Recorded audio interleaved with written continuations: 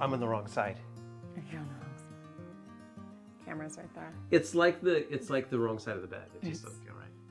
All right, here we go. Sure, yeah. Hi. Hey everybody, how's it going? Good morning, afternoon, evening. Yep. Last night we talked about what we're going to talk about today. Break it down for us, Corey. Well, it's March 28th. We're on day 12 of our shelter in place. So we've been thinking about what we can talk about, how we can help keep you distracted, help you plan for your next adventure, and that's what we're focusing on today. So we're going to be giving you 5 things you can do from anywhere, mostly with the internet on some of them. That would be the only modifier for it. Certainly you can use a paper map as well. So we're just going to go through 5 things you can do now to help plan for your adventure in what we hope is the near future, or just whenever the opportunity presents itself. So we not only want to keep you guys occupied, we also want to inspire you for that next adventure once you guys go out there. So now's a great time to plan. Yeah, and we're going to make this very quick, very high level. The idea being you get enough information to take it, run with it, and hopefully have hours of work, research, learning, just hours of ways to spend your time. So when you guys do that, when you guys go on your adventure, it's going to be like bam, bam, bam, because you've done all this planning. Yes. Hey, you guys, I hear you right now. I hear your voices, and what you're saying is, where's my green screen? Oh, I knew it. It'll be at the end. That was a resounding Green screen was a resounding yes. Was a resounding yes. Okay. Coming right up, folks. Stay tuned. Okay. Okay, Let's so launch into what it. are the? Okay, let's just mention the 5 things really quick. Boom, boom, boom, boom, boom. What are we doing Okay. today? Okay. First. So the first thing we're going to do is talk about researching your adventure. Going over like Great. duration, mileage, planning, terrains. We're going to do all that. Second is you're going to go through technology. And what I mean by technology is Google Earth, Google Maps, Let's Gaia. take an off-grid. Let's take an off-grid GPS track and bring it into Google Earth and Gaia. How do you do that so you can follow it when you're Well, how do offline? they find a GPX file? What is a GPX file? Let's talk about it. 3. 3, we're going to do how to assess your vehicle. You can certainly do a walk around on your vehicle right now. Use what you learned in step 1 about where you want to go and apply it to your vehicle. Is there anything you need to add, subtract? Check in. And the proper technique for scaring your vehicle into cooperating, which my grandfather used to do. He would grab his crescent wrench and he would shake it at the truck before every long trip. I'll show you how to do that too. Okay. 4. And then 4 is same thing with your gear. Cool. And 5. Then 5, we're going to go over the trip planner we created years ago. Guys, clearly a lot of things. Yeah. We're going to bang through these. These are going to be short little segments to give you an idea, and then we'll point you to more resources in the description. Yeah. Shall we do it? Let's do it. Let's do it. Thanks for Here hanging we out, you guys. Yep. go. All right. Okay. All right. Okay, the Start. first thing you can be doing is really simple and basic research. Now, how do you start researching? Here's something we have done for the past 9 years, 10 years. I pick an area that is known to be awesome. National park, state park, just a mountain range. There are a lot of areas on maps that will represent some awesome remote wilderness. From those points, expand your search outward. There is so much cool stuff happening just outside the boundaries of a national park or a state park or your state forest. There's so much stuff, I can't even emphasize it. For example, we planned a trip to Moab, and what I did is I started at Moab, then I expanded outwards, and I just started looking for more off the beaten path adventures that weren't going to be the obvious hot spots of activity and Yeah, density. you want to go off the beaten path. One of the reasons that we have a 4-wheel drive vehicle and that we advocate adventure travel and outfitting is because if you have a capable vehicle that can go beyond 1 or 2 gatekeepers, you leave the crowds behind, even on the 4th of July, and you guys can be out in the middle of no place by yourself, camping next to a cool year-round stream. Okay, so now they've started to look outside of these beautiful regions to find areas. How do they know if they can access it or not? BLM, Yeah. Forest Service. What do you do? This Well, is where you jump in. Yeah, well, here in the United States, you guys, we are so lucky. Even our friend Graham, he's written some articles on our webpage, travels the world, will tell you here in the United States, we have tremendous resources. There's so many great places to see. We're very lucky. So you have to confirm a couple of things. You have to confirm that it is proper land use, meaning your vehicle can actually be there, and that you have the rights to be there. So is it BLM land? You have the right to be there within guidelines, or is it within guidelines, or is it private land? You do not have rights to be there, and you would need to get the permission of the land owner. And how do you find that out? Okay, couple of different resources, and we're going to put all these resources in the description. The U.S. Forest Service has a tremendous website that allows you to download in a high level of detail their Forest Service maps, and you can look at everything. The only thing that you need to be aware of when you're looking at these awesome maps and you say, I want to go there, that is a fantastic thing to do. Just know, just because you see a motor vehicle trail in there, many of them are closed and many of them are not maintained. So you need to keep in mind that even though you see that great spot to get to, you have to be careful. You need to know it might be closed. It's closed for like seasonal reasons. Seasonal reasons, that happens quite a lot with the U.S. Forest Service. So we'll put those resource links in the description. I'm looking at our maps, make sure we got everything. Oh, something to do with that seasonal thing really quick is I will link to a website that will give you the 5-year history of the weather for a region or a location. I hit that up so many times just to make sure that we're properly prepared. What's the weather going to do? Hey, for our community worldwide, if you guys know of local resources, clearly Corey and I are talking a lot about the United States.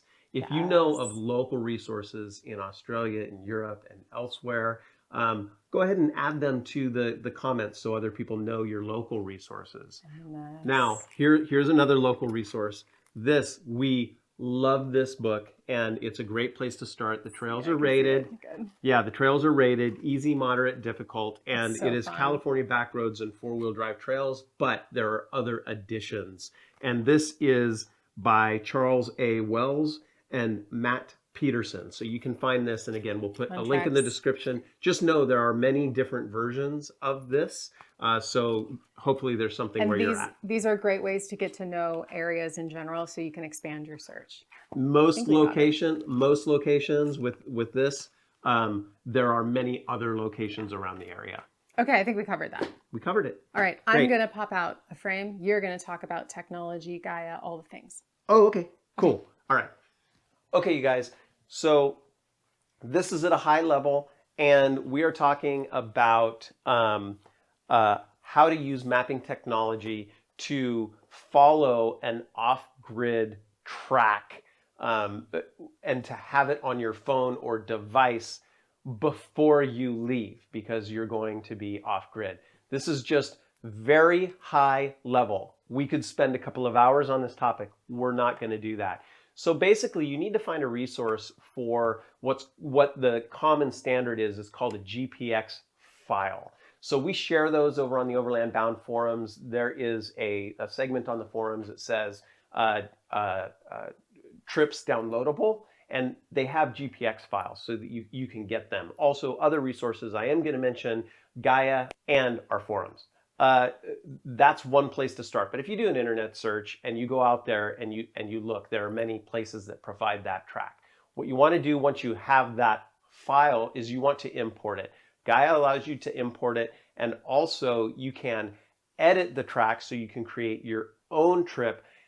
I find it easiest to do in Google Earth because I can sit at my desktop and I can edit the trails, I can edit the points, I can bring in multiple GPX files, and I can lay them out so that I can plan my trip, and it just has better editing tools there on the desktop. Once you do that, the other thing is Google Earth is really good at providing 3D terrain geometry, so you can get a little bit of an idea about the terrain before you get there, so know before you go. I have a video on how to do this, and I'm going to link that video in the description as well, so you guys can go and spend a little bit more time and see me actually do some of these things. Now, right now, as we stand in 2020, this is all very cumbersome, and a lot of folks, they throw up their hands and they're like, wait a minute, this is way too hard. And I agree. That's why Overland Bound is building our own software, and that will be available in the coming months. So it'll be easier to download, share different tracks and trails offline. Big thing here. Do it before you go, because you're not going to have cell reception. So you need to download the map, and you need to download and have the GPX file before you get off grid. The difference between cell service and GPS service is GPS is available in most places, global positioning satellites. It's available in most places. So even if you don't have a cell connection, you can still see the little arrow following the track on your phone, because most phones are equipped with GPS receivers. So that's that topic. Hi. Ooh, huh. Hey. Oh, I'm back in frame. Okay. We're going to keep this moving, and we're going to take this outside to talk truck and gear. All right, you guys, we're in the garage now. And again, this isn't a complete guide to how to inspect your vehicle before a trip. It's just places to get you started. First of all, get the factory manual for your rig. I have it in electronic format.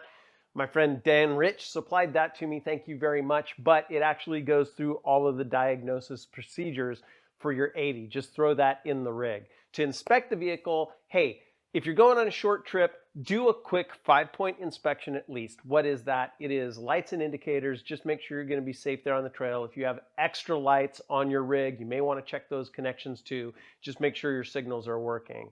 Tires first, inspect the tread, and look for any gashes that you may have gotten in the last trail. As I stand up here, I want to mention to you guys, you know, am I trying to be an expert? No, I'm not trying to be an expert. I've made a lot of mistakes, So most of what I do is based on some experience that I had on the trail where I could have done it better. Tires, for example. One time I saw a gash on my tire and I was like, you know what, I can probably make that. I think it's only superficial. And even though it was a really good BFGoodrich tire, it exploded on the freeway just a few miles down the road. So avoid that pain. Really inspect your tires and make sure they're in good working order. Brake system, check out the brakes, turn the engine off, pump the pedal until you feel firm pressure, and then hold your foot on the pedal and see if it sinks. If it sinks, you could have some kind of a leak or something critical. Check for fluid around the area of your brake calipers. Make sure your brakes are in good working order. If you feel any kind of flutter on the pedal before you go, you might have a vacuum leak as well. So really inspect your brakes. Make sure you have enough space on the pad. All of your belts and hoses. I carry spare belts. These are belts that I've replaced. I carry spares with me in the rig, but do a visual inspection of belts and hoses. Feel the hoses. Make sure there's nothing that is brittle and might crack, because you crack or break the wrong hose and it could leave you stranded or with an overheated engine. So make sure you just give a visual inspection under the hood and include all your belts and your hoses. Okay, now the next thing is to just check all your fluid levels. It sounds like a no-brainer, but hey, check all your fluid levels and make sure they are A-OK, good to go. You may want to carry some extra with you. Brake fluid is something that you may want to keep in your truck, a quart of oil, things of that nature. And then the final thing is just your electrical and your safety components. So check all your fuses, put some spare fuses in your rig. If you have relays or you've done aftermarket wiring, check your relays, make sure they click. You can use a voltmeter to check to make sure that you're getting current where you need it to get. Relays are easy to test because if you supply power to the relay on the right terminal, you'll hear the relay actually fire. It'll go click, click, click, and you know it's working properly. Now, check your dash, check the idiot lights. I know it sounds simple, but just check and see if there's anything. If you haven't, check engine light. This is about 40 bucks. I got a little cheapy. It's a code reader for my rig. It allows me to see what is going on with the vehicle. If I see any lights, I can get some kind of indicator of what's going on. Now, that was lights, tires, brakes. I wrote down my list. Brakes, fluid levels, and electrical system. That is a simple 5-point check. If you're going on a long-term adventure, you're going to be gone for weeks, or you're going to be gone for months or longer, do what I do. Take it to your shop. That's what I do. I inspect everything myself, but Cam at Top Shop Auto in Lafayette, that's here locally in the Bay Area, California. If I'm going on a long trip, I'll drive it in there and I'll say, hey, Cam, go through the rig and see what it needs. And they're going to give it a much more thorough inspection than I can give it. Also, that's where I take my rig to be maintained. So they know the history of the vehicle and they know what to watch out for. But know your vehicle yourself as well. A couple tidbits about your vehicle. Also understand what spare parts you may need. You want to throw those in the vehicle as well. For example, mine's an 80, it's a 96, so it's fairly mechanical, less electrical. However, I learned I have an igniter that affects the firing timing on the cylinders, and if that one solid state piece of equipment goes out, there's nothing you can do. So I have a spare igniter. It's a solid state piece of equipment for my rig specifically. So find out about your rig specifically. I have a spare fuel pump. I replaced my fuel pump as a little bit of preventative maintenance. Didn't need to, so I keep the spare one with me. Like I said, I have spare belts as well. So those are some tips. Get the manual. Do a 5-point inspection. Take it to your shop. They know the history of the vehicle. They can really go through it and learn what kind of parts your vehicle may require in terms of spare. All right. Next topic. All right. We good? Good. We good. Okay. Hey, here we are. We're talking about gear. We're talking about what you can be doing while you're sheltering in place or laying low to help prepare your gear for the next grand excursion. One thing you can be doing is pulling all of your gear together and do a deep clean. That means going through all of your kitchen supplies, going through all of your sleeping bags, your tents, open them up, see what's there, see if there's anything that can be given some attention. Another thing to do is just to go through the categories of gear you have. So we split our gear up into 6 categories, and we actually have a checklist here. And those categories are food, water, and kitchen, shelter and clothing, camp basics, vehicle recovery and tools, all of your comms, your GPS, and those type items, and then finally your first aid and emergency. I'm gonna give Michael all of those in text so that he'll put them underneath it as I talk, and I'll spell check it. What you want to do is go through each category to make sure you have all of your basics covered. It's just as simple as that. You can get to know your gear better. You can start to be thinking, well, if I'm planning a trip for the desert in the fall, how's my water storage? Is there anything I can improve? Can I rethink it? Can I strategize around it? What does my current setup time look like? Do I need to revise my sleeping? Am I comfortable? The questions you can be asking are endless and they're fun. And remember, when you identify a need you have, check your home first. The odds are you have something already that will do the job that needs to be done. And then that way, if you do decide to invest in new gear, you are using, you know exactly what you are buying for, and you can plan to that specific need. We'll have a link to this sheet as well. And hopefully that helps you guys have fun figuring out where you're gonna go next and what you're gonna do. Okay, I think we're going back inside now. Yeah, let's go back inside. Okay, we're going back inside. Yay. Good. Nope. I'm on the wrong side again. Here I am. Okay. Hi. Okay. Hey, really quick, I'm going to show you the real MVP of our shelter in place. Come here, buddy. Oh, that's my buddy. Guard dog. Hey, Jon Snow. Camp scout. Our Lord and protector. Coyote play toy. No.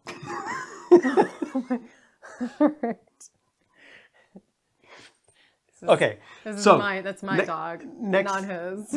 next topic. Okay. So we have on our website available for download a trip planner. It is Link in the description. 4 pages. And what it covers is pretty much everything we talked about today. So Item number 1, turn off iron. yes. Right at the top. Yes. So Because I iron. So you just, it kind of structure, that's not going to be in focus. That's okay. This will be in focus. I'll do B-roll. It's okay. Oh, fantastic. Yeah. Just Oh my gosh.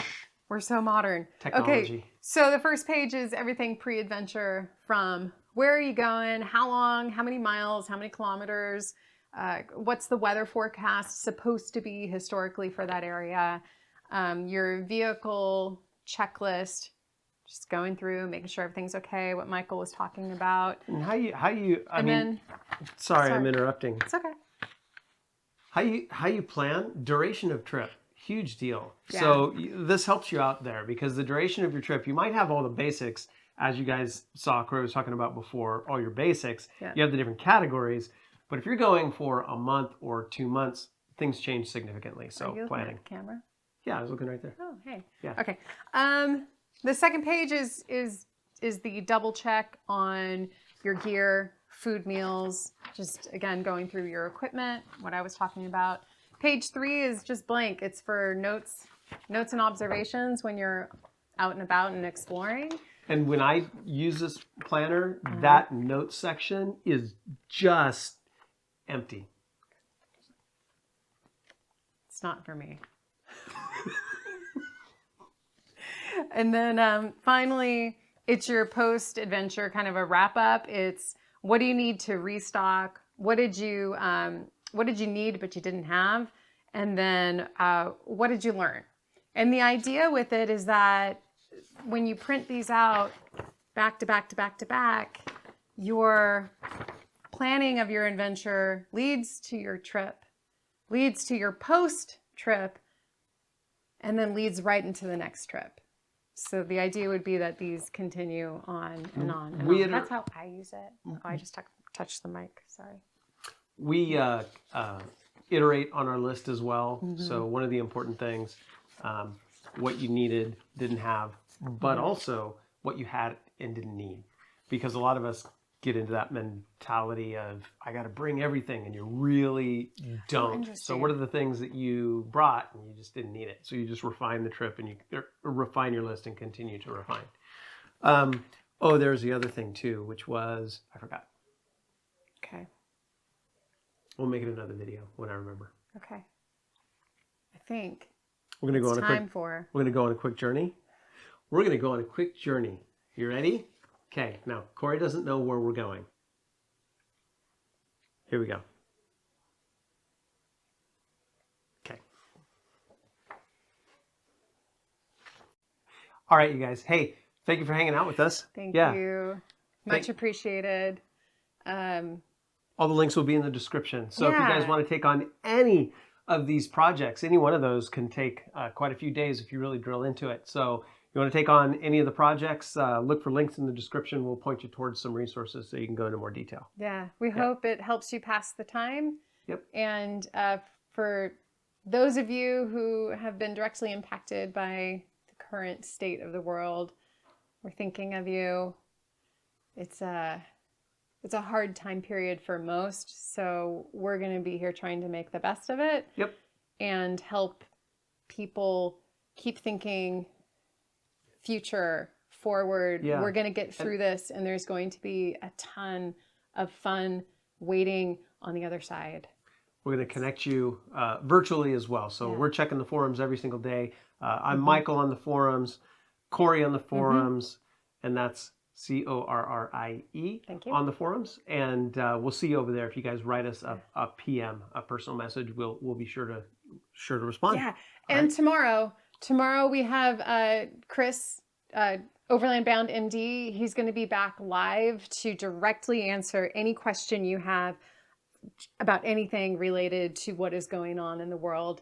He is very clear about what he knows. He's honest about what he doesn't know. We just try to get you guys connected as directly as possible to somebody who is an expert.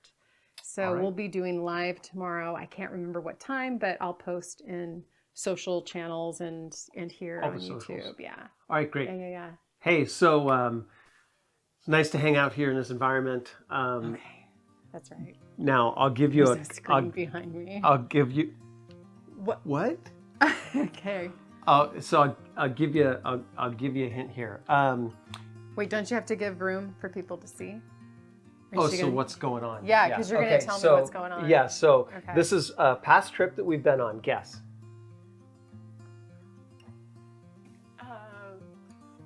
That's a wide range. Can you please? May I have another clue, please? Yes. So one time it was a quick trip, and we said, "Hey, let's go on this quick trip," and we dashed out, and we weren't exactly sure where we were going, so we got directions from somebody. Which time? Okay.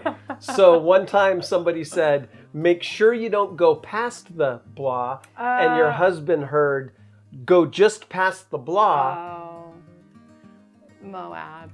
Yes. The switchbacks. Don't go past the switchbacks. Are you cold? You probably need to put on a couple more layers of clothing. It's kind of chilly. Oh my goodness. All right, you guys. Thanks for hanging out with us and having fun. We'll be back to you tomorrow. We'll see you tomorrow. Live with Chris tomorrow. Thank you. Bye. Wash your hands.